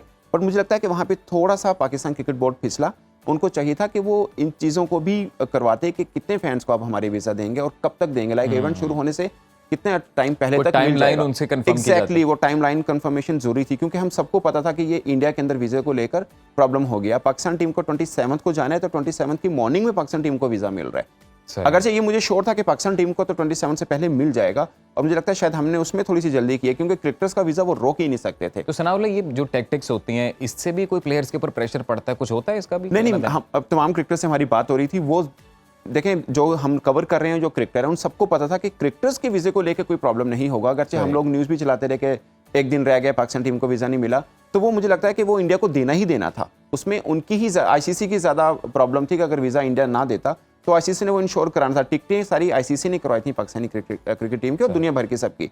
तो जो डेट आईसीसी ने दी थी उससे 1 मिनट भी ऊपर होता तब प्रॉब्लम क्रिएट होता, बट ऐसा होना नहीं था। ये मुझे पहले ही पता था 27 को टीम ने जाना है, तो 27 को ही वीज़ा मिला था। पाकिस्तान का प्रॉब्लम ये था कि पाकिस्तान 25 को जाना चाह रहा था कि हम 2 रोज़ दुबई में रुकें, वहाँ पे थोड़ा सा एनवायरनमेंट के साथ हों और फिर इंडिया जाएं। मगर पाकिस्तान का प्लान थोड़ा डिस्टर्ब अगरचे हुआ, उससे थोड़ी सी खिलाड़ी को आप कह सकते हैं कि जहनी तौर पर हुआ प्रॉब्लम कि यार हम 2 रोज़ पहले पहुंचना था हमें दुबई, और दुबई से फिर हमें हैदराबाद आना था। वो थोड़ा सा प्रॉब्लम हुआ, लेकिन ये श्योर था कि 27 तक वीज़ा मिल जाएगा पाकिस्तान। लेकिन वैसे मेरा ख्याल है कि होस्ट कंट्री को बिलखसूस इस तरह की हरकत नहीं करनी चाहिए। इससे पहले जो उन्होंने एक बायस्ड रवैया, जो तासुबाना रवैया अपनाया एशिया कप में, जब पाकिस्तान होस्ट था, वहाँ पे भी हम लोगों ने देखा कि किस तरह की हरकत उनकी जानिब से की गई और फिर वेन्यू चेंज करना पड़ा, और उसकी वजह से ऑब्वियसली प्रेशर तो आया होगा प्लेयर्स पे भी। बार बार आप जब ट्रैवल कर रहे हैं तो थकान तो होती है, वो परफॉर्मेंस भी फिर सबके सामने थी। तो अब ये जो इस तरह की टैक्टिक्स हैं, तो खेल को तो मेरे ख्याल से सियासत से अलग ही रखना चाहिए। सनाउल्लाह, अब बात करते हैं जी वर्ल्ड कप की ओवरऑल जो स्पिरिट है गेम की, कि उसके ऊपर अब क्या देख रहे हैं, किस तरह की हमें क्रिकेट दिखने में मिलेगी। तो पहला मैच जो है वो भी तगड़ा मैच है, 2019 की फाइनलिस्ट न्यूजीलैंड इंग्लैंड, इसका पलड़ा भारी है, कैसा मैच होगा? देखें आप, ये मेरी नज़र में दोनों जो टीमें हैं वो 50-50 हैं। वर्ल्ड कप 50 ओवर्स के अंदर स्पेशली जो टीम मिडल में तगड़ी है, जिसके स्पिनर्स अच्छे हैं या जिसकी मिडल में बैटिंग अच्छी है, वो टीम तगड़ी होती है। और दोनों टीमें एक जैसी क्रिकेट खेलती हैं, वो भी अग्रेसिव खेलते हैं, वो भी अग्रेसिव खेलते हैं। दोनों के पास स्पिनर्स भी एक जैसे ही हैं। आदिल राशिद हैं वहाँ पर, यहाँ पर सेंटनर हैं, एश चौधरी हैं, तो दोनों को एज बराबर का है। फास्ट बॉलिंग भी अच्छी, दोनों फास्ट बॉलर को भी अच्छा खेलते हैं और ऑलमोस्ट स्पिनर्स को भी अच्छा खेलते हैं। और केन विलियम्स भी आ चुके हैं अब उसमें न्यूजीलैंड के अंदर, तो बराबर में मैच है ये। मुझे लगता है कि शायद सेकंड बैटिंग को थोड़ा सा एडवांटेज मिल जाए कि ड्यू फैक्टर होता है। वहाँ पे कितना ड्यू फैक्टर होगा वो मैटर करता है। पाकिस्तान के जो प्रैक्टिस मैचेस मैंने देखे हैं उसमें ड्यू फैक्टर थोड़ा मैटर कर रहा है, बट ये थोड़ा सा एज मिल सकता है। जाहिर है 2 बड़ी टीमें आपस में आती हैं, तो कंडीशनल एज जिसको मिलेगा वो मैच जीत सकता है। तो ये एक छोटा सा एज है, बाकी टीमें दोनों बराबर में। 2019 का इनका मैच बड़ा इंटरेस्टिंग था, तो मुझे इसका याद पड़ता है, बड़ा जबरदस्त इनका कंपटीशन देखने को मिला था, पूरा जोड़ का मैच हुआ था। तो वैसे ओवरऑल फेवरेट अभी कौन सी टीम जा रही है इनमें से? देखिए ऑनेस्टली स्पीकिंग ओवरऑल फेवरेट जो है वो इंडिया है। अच्छा, पूरे वर्ल्ड कप में फेवरेट जो है वो इंडिया है। उसकी बहुत सी वजूहत हैं, बहुत से लोग कंडीशन को कहते हैं, बट मुझे लगता है एट द मोमेंट जो जितनी अच्छी निक में इंडियन टीम है, कोई और टीम आपको दिखाई नहीं। बिकॉज ऑफ मिडिल ऑर्डर, अब उनका प्रॉब्लम था, उनके पास फास्ट बॉलिंग का इशू था, वो बुमराह के आने से वो काफ़ी हद तक हल हुआ है। बुमराह की क्वालिटी एक है जो शायद पाकिस्तान के किसी बॉलर में उस तरह की नहीं है कि वो नया बॉल भी अच्छा करते हैं और डेथ ओवर भी अच्छा करते हैं। वो अकेले बॉलर के अंदर, मतलब हमारे अंदर तो ऐसे है ना कि शहीन नया बॉल अच्छा करते हैं, हारिस डेथ बॉल अच्छा करते हैं, बहुत से लोग कह रहे हैं जमान खान जो हैं वो डेथ ओवर अच्छा करते हैं। तो किसी एक बॉलर में ये सारी की सारी खूबी होना ये बहुत बड़ी चीज़ होती है। तो मुझे लगता है कि इस पूरे वर्ल्ड कप में बुमराह वैसे बॉलर हैं जो नया बॉल भी अच्छे करते हैं, डेथ ओवर भी अच्छे करते हैं। फिर दूसरा, पूरे वर्ल्ड कप में सबसे अच्छे स्पिनर भी इंडिया के पास हैं, कुलदीप यादव। अब अश्विन को भी उन्होंने ले लिया, बट आई गेस कि वो कुलदीप यादव की तरफ जाएंगे और साथ में रविंद्र जडेजा उनके, क्योंकि वो बैटिंग भी करते हैं। तो अश्विन को किसके खिलाफ खिलाएंगे, वो बहुत कोई टर्निंग ट्रैक हुआ तो वहाँ पे जाएंगे। अदरवाइज कुलदीप यादव और रविंद्र जडेजा उनकी जो हैं वो प्रायोरिटी होंगे। एग्जैक्टली। अब जब हमने इंडिया का जिक्र किया है कि वो फेवरेट अभी तक कंसीडर किया जा रहा है पूरे वर्ल्ड कप में इंडिया की टीम को, तो पाकिस्तान की टीम कहाँ स्टैंड कर रही है और हमारी क्या खूबियाँ क्या खामियाँ, किस तरह से यूटिलाइज किया जाना चाहिए प्लेयर्स को? देखिए पाकिस्तान मतलब आम लोग हैं वो देखते हैं कि क्रिकेट मैच हो रहा है, दैट्स इट। बट मुझे जो लगता है बीइंग जर्नलिस्ट, हमें क्या फील होता है कोई भी मेगा इवेंट हो उसमें पाकिस्तान इंडिया मैच बहुत मैटर कर रहा होता है दोनों टीमों के लिए। इस बार पहला नहीं रखा हुआ, तीसरा मैच रखा हुआ है। प्रेशर सबसे ज़्यादा होता है। एग्जैक्टली। इसमें जो टीम मैच जीतती है वो ऊंची उड़ान पकड़ती है और जो हारती है वो पूरे टूर्नामेंट में खड़ी नहीं होती। आप ये रिकॉर्ड उठा के देख लें। अगर खुदा ना खासा पाकिस्तान हारा, जो पहले ही पाकिस्तान बहुत ऊपर नहीं उड़ रहा, अगर खुदा ना खासा हारा तो पाकिस्तान दोबारा उठ नहीं पाएगा।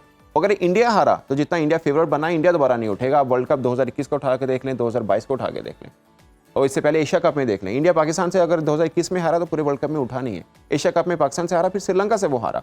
सेम पाकिस्तान के साथ हुआ इस एशिया कप में। हम इंडिया से हारे, फिर हम श्रीलंका से हारे। सही बात है। मतलब फेवरेट टीम थी हम एशिया कप में सबसे, और श्रीलंका से भी हम हार रहे हैं। लेकिन एशिया कप में अगर पाकिस्तान इंडिया के मैचेस की बात करें ना, तो पहला मैच जिसमें हम लोग पहले बड़ी स्ट्रॉन्ग पोजीशन नजर आ रहे थे, Exactly. फिर बारिश हो गई। Exactly. और उसके बाद जब अगला मैच था इंडिया के साथ, तो कॉन्फिडेंस एक फील हो रहा था प्लेयर्स में ना कि बड़ा जबरदस्त कॉन्फिडेंस है। Exactly. और फिर वाकई वो स्टार्टिंग के कुछ ओवर्स जो हमारे प्लेयर्स ने जब किए, शाहीन को जब मार पड़ना शुरू हुई है थोड़े से स्टार्टिंग वाले ओवर्स में, तो उसके बाद देखा कि ये लोग संभल नहीं पाए उस तरह से। Exactly. तो ऐसा क्यों होता है कि लाइक नेक्स्ट टीम जो है वो एक प्रॉपर प्रिपरेशन के साथ आए हैं, उन्होंने हमारा जो बेस्ट बॉलर है उसको टारगेट करने के लिए जाना है और वो जाते हैं, उनकी साइकी है। एग्जैक्टली। लेकिन हमारा हम देखते हैं कि प्लेयर्स पूरा कॉन्फिडेंस ही छोड़ देते हैं वहाँ पे, कोई बैकअप के लिए नहीं आता वहाँ पे। इसकी क्या देखिए वजह है? ऊपर से हमारे अटैक किसने करना है? ऊपर से हमारे अटैक करना है फ़खर जमान ने, जो ओपन करते हैं, और साथ में इमामुल हक हैं। इमामुल हक का सबको नेचर का पता है क्रिकेट का कि वो पहले सेट होते हैं, उसके बाद वो अटैक की मोड में, अटैक मोड में फिर भी नहीं आते एक्चुअली वो, मतलब फिर थोड़ा सा तेज़ खेलने की कोशिश करते हैं। फ़खर जमान एक वाहिद पाकिस्तान पूरी टीम में वो वाहिद प्लेयर हैं जो थोड़ा अटैकिंग खेलते हैं। मगर प्रॉब्लम ये है कि उनको अब अपने लिए थोड़ा खेलना पड़ रहा है कि उनके ऊपर क्वेश्चन मार्क लगाओ कि वो पाकिस्तान टीम को जरूरत है या नहीं, क्योंकि अब्दुल्ला शफीक पीछे बैठे हुए हैं। हाँ। तो ये प्रॉब्लम एक आ रहा है कि अभी उनको अपने लिए थोड़ा क्रिकेट खेलना है, एक आधी 50 लगानी है, उसके बाद वो अपनी नेचुरल गेम खेल सकते हैं। और दूसरा एक और जो वीक पॉइंट है ना पाकिस्तान का, कोई शायद उसको देख नहीं रहा, अगर हमें सुपर ओवर की जरूरत पड़ जाती है या आखिर में हमें स्लॉगिंग की जरूरत पड़ती है, आपके पूरी टीम के अंदर कोई ऐसा प्लेयर नहीं है जो वो सुपर ओवर के लिए आप स्पेशलिस्ट उसको देखें। यॉर्कर स्पेशलिस्ट कोई होना चाहिए। नहीं, यॉर्कर नहीं, मैं बैटिंग की बात कर रहा हूँ कि अच्छा, अगर आपको आखिर में स्लॉगिंग की तरफ आना है तो आपके पास इफ्तिखार की ऑप्शन है ना, बस कि वो शायद थोड़े से कर सकते हैं। या आपको अगर सुपर ओवर खेलना है तो आपके पास 3 बैट्समैन कौन से हैं जो सुपर ओवर खेलने जाएंगे? शायद इफ्तिखार है, अब आप फ़खर कह रहे हैं, फ़खर फार्म के अंदर नहीं है। तो अटैकिंग मोड पाकिस्तान टीम में थोड़ा कम है, जो पहले हुआ करता था कि फ़खर ऊपर से रिजवान अच्छा खेल सकते हैं। रिजवान ऑफ कोर्स वो अच्छे, वो मुझे लगता है पूरी पाकिस्तान की बैटिंग लाइन में रिजवान वो प्लेयर हैं जो कॉन्फिडेंट होकर खेलते हैं। कोई भी सिचुएशन हो, कैसी भी कंडीशन हो, वो घबराए हुए नहीं होते हैं, कॉन्फिडेंट होकर खेलते हैं और कोई प्रेशर नहीं ले रहे होते। तो वो अच्छे हैं, मगर वो मिडिल में आके ऑफ कोर्स 4th नंबर पे आके वो बैटिंग करेंगे। मगर आपने अटैकिंग मोड का पूछा, वो हमारे ऊपर के 3 बैटर हैं जिन्होंने अटैकिंग करनी होती है मुखालिफ टीम के ऊपर। तीनों थोड़े से, हमारी तो ये दुआएं हैं, हमारी तो ख्वाहिश है कि हमें एक अच्छी क्रिकेट देखने को मिले और होपफुली पाकिस्तान जो है वो फतह हासिल करके भारतीय मैदानों से मुल्क वापस आए और वर्ल्ड कप की ट्रॉफी जो है वो पाकिस्तान उठाए इस बार इंशाल्लाह। तो आपका बहुत शुक्रिया, आपने सुनो पाकिस्तान को वक्त दिया और वर्ल्ड कप का चूंकि सीजन उस हवाले से हमने गुफ्तगू की। तो नाज़रीन, मजीद इंटरेस्टिंग स्टोरीज भी आपके साथ शेयर करेंगे एक ब्रेक के बाद। आप कहीं मत जाइएगा, देखते रहिए सुनो पाकिस्तान।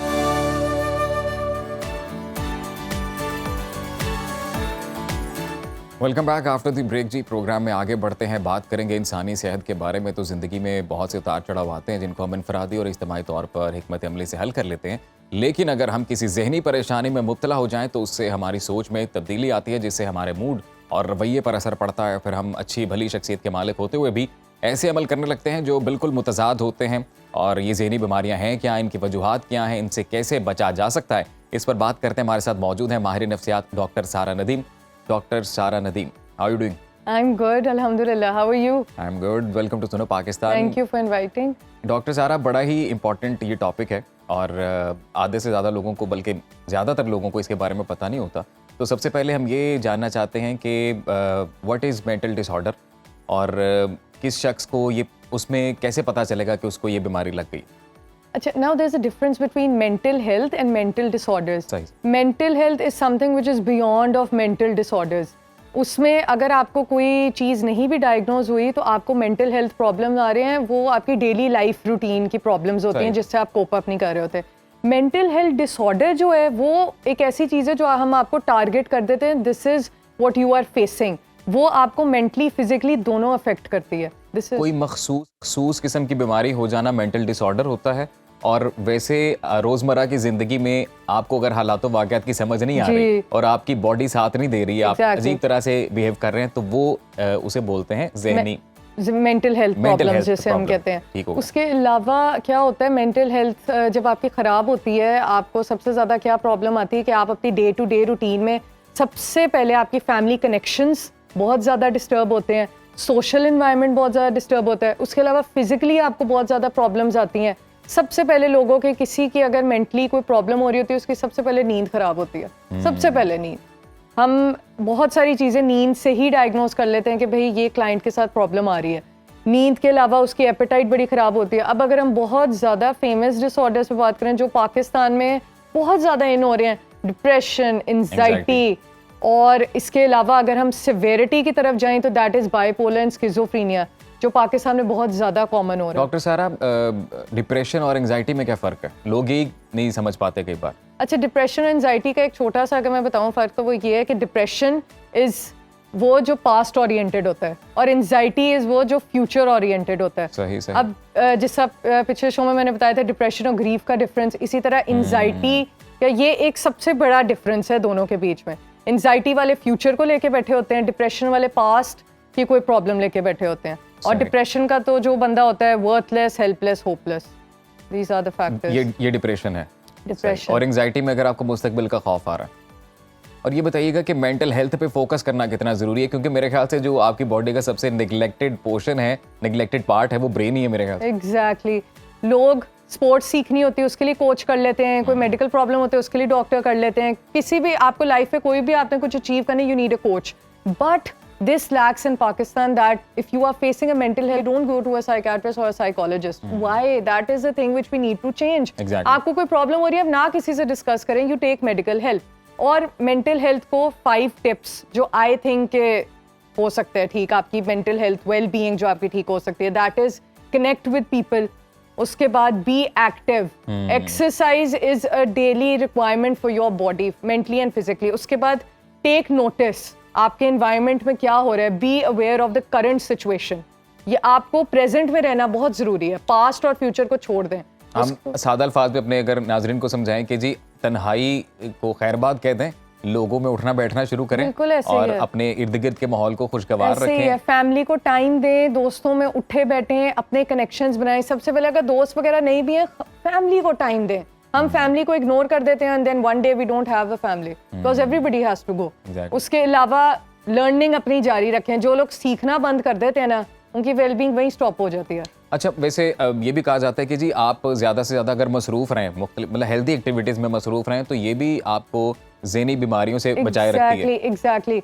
आपको जैसा मैंने अभी बताया कि you need to be very active and you need to be, मतलब आपको पता होना चाहिए कि आपने लाइफ में करना क्या है, whether you are a housewife, आप वर्किंग है नहीं वर्किंग, जो भी आपकी जिंदगी का गोल है ना, वो बेशक घर रिलेटेड है बाहर रिलेटेड है, उसको आप बड़े अच्छे तरीके से अच्छा डॉक्टर सारा, आई एम श्योर हमारे नाजरीन जो ये देख रहे हैं वो भी ये जानना चाहेंगे कि ये वो चीज़ें हैं कि जो हर बंदा अपने तौर पे अपने घर में प्रैक्टिस कर सकता है। बिल्कुल। ऐसी कौन सी अलामात हों, ऐसी कौन सी सिचुएशन हो जाए कि जब उनको ये तय कर लेना चाहिए कि अब हमें किसी मेडिकल एक्सपर्ट के पास जाना है, अब हमें किसी साइकेट्रिस्ट के पास, साइकोलॉजिस्ट के पास जाना चाहिए? जब आपकी कोई भी मेंटल हेल्थ प्रॉब्लम आप फेस कर रहे हैं, वो आपको फिजिकल सिम्टम्स है, मतलब आपको बॉडी आपकी मुतासिर हो उससे, आपको फिजिकल सिम्टम्स आए, मतलब आपकी नींद इफेक्ट हो, भूख ऊपर नीचे हो, उसके अलावा आपका एंगर प्रॉब्लम बहुत ज़्यादा, गुस्सा, बेवक्त गुस्सा कर जाना, इरिटेट रहना, हर टाइम आवाज़ार रहना, अगर आपको कोई टास्क मिला हुआ आप पूरा नहीं कर पा रहे, that is where you should know that you need to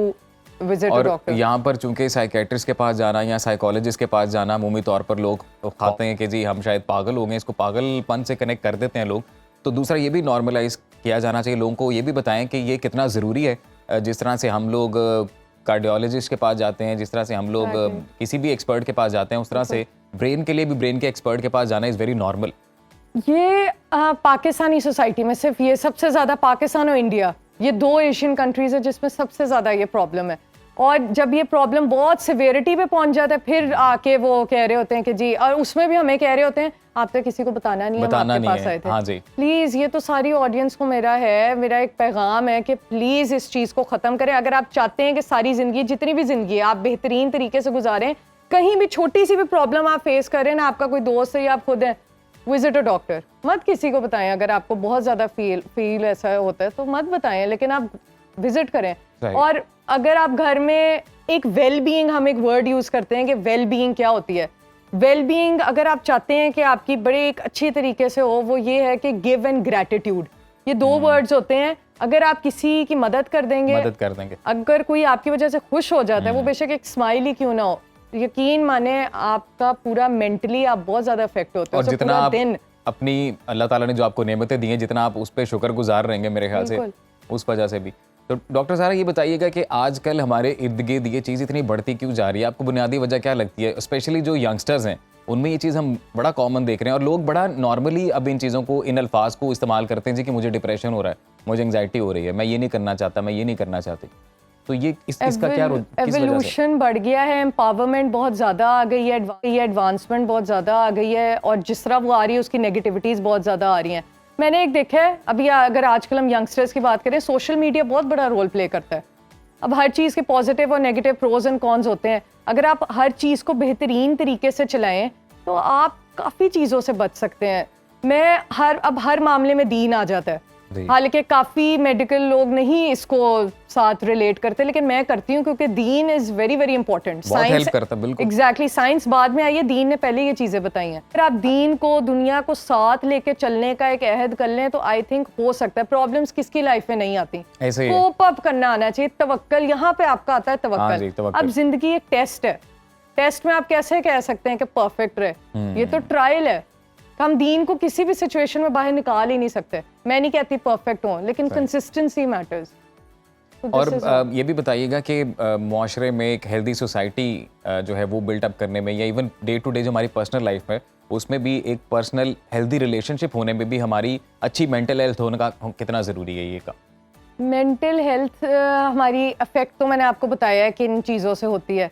अब एक अच्छी मेंटल हेल्थ जो है ना, ये जो मैंने आपको 5 टिप्स बताई है ना, अगर लोग यही कर ले ना तो मैं समझती हूँ वो एक बहुत अच्छी हम सोसाइटी बन सकता है। अब आजकल की सोसाइटी में क्या इम्पल्सिविटी, एक दूसरे को मारने को पड़ते हैं, हम लोग सारे ऐसे ही हैं। वहीं पे अगर ग्रेटिट्यूड की हमारी फीलिंग हो कि हमने देना है, हमने समझना है, हमने मदद करनी है। अब जब आपको मैं एक चीज़ बताती हूँ, जब हम लोग सऊदी अरब जाते हैं ना उम्रा करने, तब सब लाइन पे होते हैं। मैंने यकीन माने मैंने उम्रा किया हुआ, और जब मैं करने गई थी तो मैं भी बिल्कुल अच्छा वहाँ उसकी मदद करनी, वहाँ उसकी मदद करनी। जब हम इधर आ जाते वापस, ओहो ये इतनी इम्पल्सिविटी है। अब आपको पता है रिसर्च क्या कहती है? रिसर्च कहती है World War 3 लोग कहते हैं दोबारा होएगी। उसके अलावा ये एक लेटेस्ट रिसर्च दोबारा निकली है, 30 to 33% जो हमारे जो आने वाला वक्त है, रिसर्चर्स कह रहे हैं कि 2050 तक लोग जो है मेंटल हेल्थ प्रॉब्लम्स का शिकार होंगे, मतलब 1 amongst 3 people।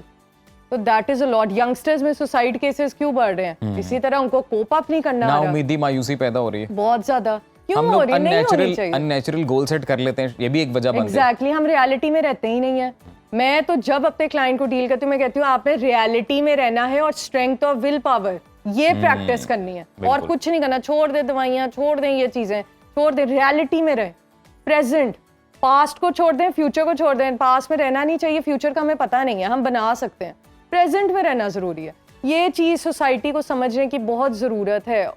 ये हम लोग अब अपनी कन्वर्सेशन का एक मोरल अगर निकालें और अपनी गुफ्तगू के अख्ताम पर अपने नाज़रीन के साथ शेयर करें, तो मेरे ख्याल से ये है कि हम अगर नमाज पढ़ते रहें 5 वक्त की, अल्लाह पर तवक्कल रखें और साथ साथ एक्सरसाइज करते रहें, और अपने इर्द गिर्द जो हमारे चाहने वाले हैं उन लोगों में बैठना शुरू कर दें जो हमें पसंद करते हैं या जिनके साथ बैठ के हमें खुशी होती है, तो मेरे ख्याल से ये मसला बड़ी आराम से हल हो जाएगा। ऐसे दीन को पहले रखें, हर चीज़ में दीन पहले थी। डॉक्टर सारा, बहुत शुक्रिया आपके वक्त का, और आई एम श्योर कि जब दोबारा हम इस सेगमेंट पे बात करेंगे फिर आप दोबारा हम आपको मदऊ करेंगे, और क्योंकि ये मौजू ऐसा है कि जिसके ऊपर जितनी बात की जाए उतना कम है, और बड़े एरियाज हैं जिनको डिस्कस करना जरूरी है। तो thank you so much for being part of सुनो पाकिस्तान। तो आई एम श्योर जी हमारे नाजरीन ने भी, उनको भी फ़ायदा हुआ होगा इस कन्वर्सेशन से। तो आप हमारे साथ रहिएगा, अभी मज़ीद भी इंटरेस्टिंग स्टोरीज आपके साथ शेयर करेंगे, फिल वक्त शामिल करेंगे। एक ब्रेक, आप देखते रहिए सुनो पाकिस्तान।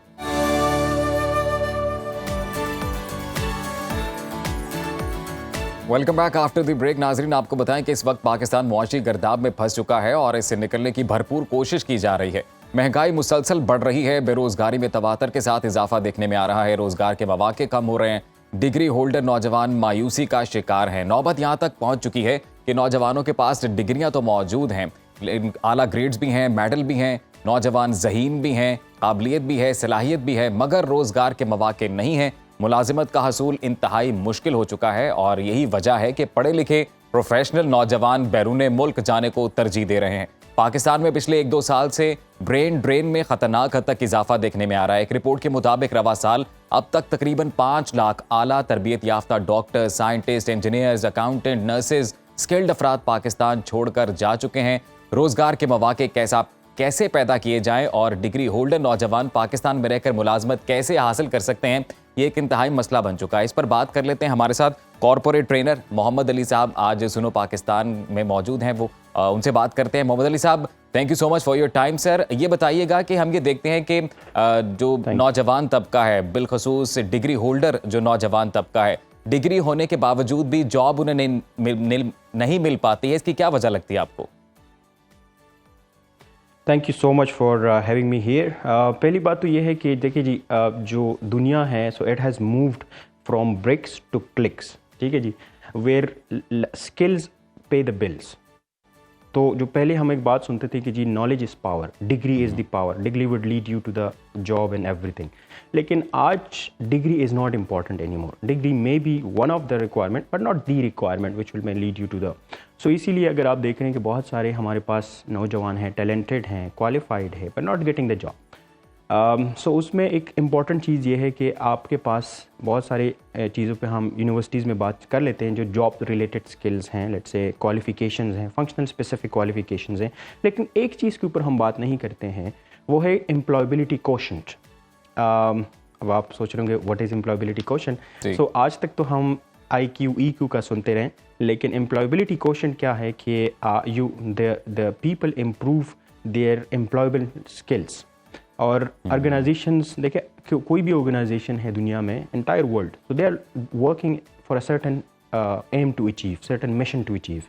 सो they are looking for a talent, let's consider this a talent, ठीक है, these are the different talents, और this is organisation. So when they look for a good talent and they bring it together, so they create a winning marketplace. So organizations जो हैं वो they are always look on good talent. अब पाकिस्तान में ये है जो मैं अपने पर्सनल एक्सपीरियंस से आपको बता रहा हूँ कि टैलेंट मौजूद है, there is enough talent, but we call it a raw talent. It is not polished. उनको हमने ट्रेन इन चीज़ों के ऊपर नहीं किए, एम्प्लॉयबिलिटी स्किल्स के ऊपर। अब एम्प्लॉयबिलिटी स्किल्स में अगर मैं बात कर लूँ फर्दर, तो 3 चीज़ें हैं। सबसे पहले है communication skills, right? So 3 things. Number first is communication, number second is team work, and number 3 is emotional intelligence. अब पाकिस्तान में कोई एक ऐसी यूनिवर्सिटी नहीं है जहाँ पे इन चीज़ों के ऊपर बातचीत हो रही हो। वहाँ पे मतलब बाकी जितने एकेडमिक स्किल्स हैं उस चीज़ों के ऊपर बात होती है, लेकिन the things that lead you to the job, and obviously not only to the job but also. Mohammad Ali sahab, in short अगर हम ये जानना चाहें आपसे कि जो डिग्री होल्डर नौजवान है और उन्हें जॉब नहीं मिल पा रही, तो ऐसे कौन से शॉर्ट कोर्सेज हैं, ऐसी कौन सी स्किल हैं जो अगर डेवलप की जाए तो वो जॉब हासिल कर सकते हैं बड़े आराम से? हाँ, देखिए सर, पाकिस्तान में अपार्ट फ्रॉम द यूनिवर्सिटीज़ बहुत सारे ऐसे इंस्टीट्यूट्स हैं जो शॉर्ट कोर्सेज ऑफर कर रहे हैं। शॉर्ट कोर्सेज की जब मैं बात करता हूँ, so short courses like 2-3 days and 5 days की कोर्सेज हैं। One of the prominent university's professional development centre is also offering such courses. तो मैं ये सजेस्ट करता हूँ कि आप along with the academic qualification, जो प्रोफेशनल्स हैं they should also get in to these short courses. चूँकि दुनिया में आजकल एक बॉर्डरलेस वर्ल्ड है जहाँ पे वर्कफोर्स जो है they are not limited to any certain boundaries any more, ठीक है जी। They can work for any company anywhere in the world, like sitting in Pakistan working for a company in Dubai. Exactly. तो अब उसके लिए ज़रूरी ये है कि आपके जो स्किल्स हैं वो अप स्किल करें, रीस्किलिंग करें, अनलर्निंग करें, रीलर्निंग करें और अपने आप को रेलेवेंट करें इस मार्केट के साथ। जो न्यू वर्कफोर्स कंडीशन है जनरेशन Z की जो हम बात करें, सो इसमें आप अपने आप को रेलेवेंट करें। अब रेलेवेंट कैसे करते हैं? तो जो डिग्री प्रोग्राम्स है they have been doing it the way they have been doing it, right? तो short courses programme equip you with new skills. जो इस वक्त मार्केट में इन डिमांड है। अच्छा तो मोहम्मद अगर अली मैं साहब, अब यहाँ पर communication skill की सवाल बात ये है करूं, सर कि so there are जो ज़्यादातर स्टूडेंट्स हैं, बल्कि मोस्ट ऑफ द टाइम हमने देखा है यूनिवर्सिटी की जो फीस है वो बहुत ज़्यादा होती है और कई पेरेंट्स बहुत मुश्किल के साथ वो फीस अपने बच्चों की देते हैं ताकि वो अच्छी डिग्री हासिल कर सकें, लेकिन उसके बावजूद जब आपको वो डिग्री कंप्लीट करने के बाद भी एक्स्ट्रा कोर्सेज करने पड़ते हैं नौकरी के लिए, तो ये और मुश्किल हो जाता है। तो इसकी क्या बुनियादी वजह लगती है? यूनिवर्सिटी में ही उस तरह से तालीम क्यों नहीं दी जा सकती जिससे आप एक स्किल्ड तबका जो है वो मार्केट में लेकर आएँ? देखिए, रिसेंटली एक रिसर्च के मुताबिक जो हम आईटी ग्रेजुएट्स प्रोड्यूस कर रहे हैं और जो मार्केट को डिमांड जितनी है, उसमें there is a great missing link. So academia and industry link जो है, there is a great opportunity to develop. लेकिन अगर मैं स्पेसिफिकली एक दो चीज़ों की बात करूँ, सो स्किल्स जो है, मतलब शॉर्ट कोर्सेज ज़रूरी नहीं है कि paid. There are so many organisations which offer free of cost courses as well. It is all about the interest. और गवर्नमेंट लेवल पे भी हम इस चीज़ को वो देख रहे हैं, जो ई रोज़गार के अगर आपने देखा होगा, सो उसमें बहुत सारे स्किल बेस्ड एजुकेशन कोर्सेज वो ऑफ़र कर रहे होते हैं। अब सवाल सिर्फ यहाँ पे यह है कि जो हम एक रिस्पॉन्सिबिलिटी है गवर्नमेंट की, एक रिस्पॉन्सिबिलिटी है यूनिवर्सिटी की, और एक रिस्पॉन्सिबिलिटी है इंडिविजुअल की। सो मैं ये समझता हूँ कि चलो जो गवर्नमेंट और यूनिवर्सिटीज़ जो कर रही हैं वो तो कर रही हैं, लेकिन इंडिविजुअल क्या करें, how they can be employable. चूँकि Pakistan being the third world country, यहाँ पे हम बहुत सारे मतलब जो पेरेंट्स हैं वो मास्टर या बैचलर के बाद they expect you to earn something, right, at least pay your own bills. तो उसके लिए ज़रूरी ये है कि you develop skills which are which would help you pay the bills as well of your own. So उसके लिए ज़रूरी है कि अच्छा, एक चीज़ मैं एक और रिकमेंड करता हूँ, बहुत सारे ऑर्गेनाइजेशंस हैं जो इस वक्त ऑनलाइन कोर्सेज ऑफर कर रहे हैं। If I name a few, Coursera जी, LinkedIn Learning, Harvard Business Review, ये 3 ऐसे ऑर्गेनाइजेशंस हैं जो इस वक्त बहुत सारे courses free of cost offer कर रहे हैं। अगर आप उनको सिर्फ ये बताएं कि you are a student of XYZ university, ये तो हेल्प करते हैं। ये तो बड़े बेहतरीन आपने कोर्सेज बता दिए हैं और आई एम श्योर कि जो हमारे देखने वाले नाजरीन हैं उनको इससे भरपूर फ़ायदा होगा। और जो यंगस्टर्स हैं, बिल्कुल आपने सही मैसेज दिया है कि अपने स्किल को इम्प्रूव करें, स्किल को डेवलप करें। मोहम्मद अली साहब, बहुत शुक्रिया, आपने सुनो पाकिस्तान को वक्त दिया। और पाकिस्तान की भी अनएम्प्लॉयमेंट है, उसका तदारुक कैसे किया जा सकता है, और अपने आप को आप स्किल करें और ज़्यादा से ज़्यादा स्किल सीखें, जिसकी मोहम्मद अली साहब ने भी अभी 2-3 कोर्सेज तो उन्होंने बताए हैं कि जो फ्री ऑफ कॉस्ट हैं और जो international organisations, international institutions provide कर रहे हैं, तो ये ज़रूर करने चाहिए। अपने आप को अपग्रेड करें, नई नई स्किल सीखें, जिसके बाद आई एम श्योर कि ये परेशानी कम हो जाएगी और आप एक अच्छी नौकरी हासिल करने में कामयाब हो जाएंगे। तो जी, प्रोग्राम के इख्तिताम पर 2 अहम मैसेजेस हैं, एक हमारी आवाम के नाम पे, एक हमारी हुकूमत के लिए। और हुकूमत के लिए सबसे पहले ये है कि जी, मुल्क में हम देख रहे हैं कि जैसे ही ये मौसम चेंज होता है, ख़ज़ां का जब मौसम आता है, सर्दी जब बढ़ना शुरू होती है, तो स्मॉग जो है वो भी सर उठाना शुरू कर देती है और फिर शहर लाहौर दुनिया के जो आलूदा तरीन शहर हैं उनकी फहरिस्त में शामिल हो जाता है, सांस लेना मुहाल हो जाता है। तो हुकूमत वक्त को चाहिए कि इसके तदारुक के लिए कोशिशें करें, कोई सीरियस जो है वो इस पर अमल दरामद हो, ताकि जो हमारे वासी हैं शहर लाहौर के, उनकी सेहत अच्छी हो और पूरे बल्कि ओवरऑल पाकिस्तान में ही जो लोग बस रहे हैं उनकी सेहत अच्छी हो, क्योंकि जो आलमी इदारा सेहत है उसकी जानिब से बड़े हौलनाक नंबर्स बताए गए हैं और उनका ये बताना है कि फ़ज़ाई आलूदगी के बायस तकरीबन 70 लाख अफराद ऐसे होते हैं दुनिया में जो कि वक्त से पहले ही मौत के मुंह में चले जाते हैं। तो हमारी रिक्वेस्ट है इस प्लेटफॉर्म से हुकूमत वक्त को कि प्लीज़ इसको संजीदा लें और अपने तय भी जो अफराद हैं वो भी ये कोशिश कर सकते हैं कि वो भी अपनी सेहत का ख्याल रखें। जब आप देखें कि बाहर स्मोक ज़्यादा है तो मास्क पहन कर बाहर जाएँ, अपने और अपने प्यारों की सेहत का ख़ास ख्याल रखें। और दूसरा मैसेज ये कि इंसदाद पोलियो मुहिम का बाकायदा तौर पर आगाज़ कर दिया गया है। वैसे तो चंद साल पहले पाकिस्तान में जो थे वो काफ़ी पोलियो के केसेस रिपोर्ट हुए थे, लेकिन साल 2022 में पाकिस्तान मुकम्मल तौर पर पोलियो फ्री हो गया था। अभी साल 2023 में 3 केसेस रिपोर्ट हुए हैं जी, जो कि KP में रिपोर्ट हुए हैं, ज़िला बनू है जहाँ पर ये केसेस रिपोर्ट हुए हैं। तो पोलियो फ्री करने के लिए पाकिस्तान को भी हुकूमत वक्त की जानिब से एक संजीदा स्टेप लिया गया है और इंसदाद पोलियो मुहिम का बाकायदा तौर पर आगाज़ किया गया है। तो जो पोलियो वर्कर्स आपके दरवाजे पर पहुँचे, आपके दरवाजे की दस्तक दें, तो आप उनके करें और आपके घर में जो बच्चे मौजूद हैं जो उस एज ग्रुप में आते हैं उनको पोलियो के कतरे पिलाएं, ताकि इस मोहलिक बीमारी से हमेशा के लिए हम निजात हासिल कर सकें। तो आज के लिए मुझे दें इजाज़त, कल होगी आपसे दोबारा मुलाकात। अपना ख्याल रखिए, देखते रहिए सुनो पाकिस्तान।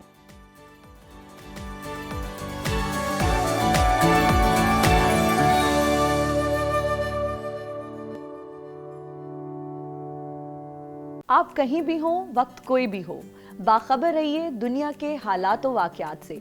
अभी सब्सक्राइब कीजिए सुनो न्यूज़ के YouTube चैनल को और क्लिक करें बेल आइकन को, ताकि आप हमेशा बाखबर रह सकें।